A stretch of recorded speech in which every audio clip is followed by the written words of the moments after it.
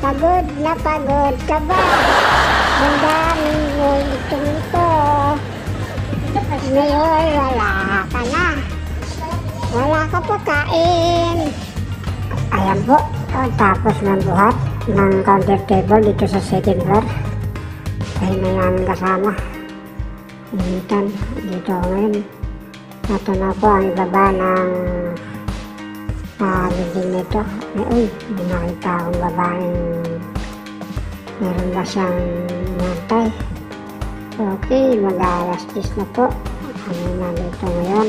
Nagpawi na kami. Kaya ang inabangan ng misteryosong babae nito. Bukas pa yung ukay-ukay at merong kainan.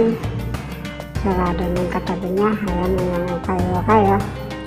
Merong namimili sa ukay-ukay. At dito may bukas pa. Ayan. Ayos na. Sarado na yung iba. Ayan. Wala na rin mga katao-tao dito sa palengke nito. Ayan o. Pasara na rin itong kabila. Bibigyan ng bigas. Ayan. Mga iba't ibang tinda pa dito. May bukas pa. Yung iba sarado na.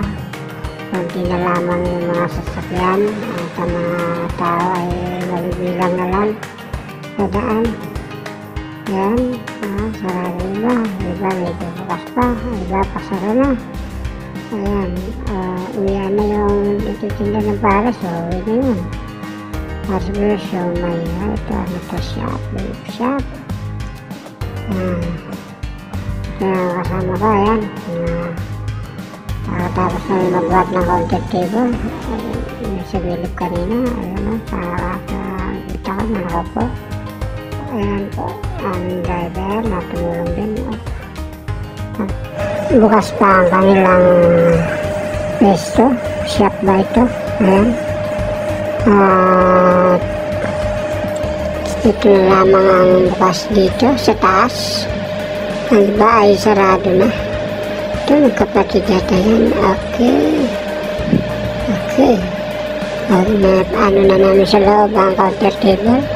Nag-usapan na ang bayaran, likas o ipapaalam sa kanyang bossing dahil caretaker lang ang amin nagat nandito dahil sarado na. Ito yung counter table na malaki. Dito namin dinaan. Parang mabigyan ito. Pagod na pagod po si bossing. Ayan o, nasuplado.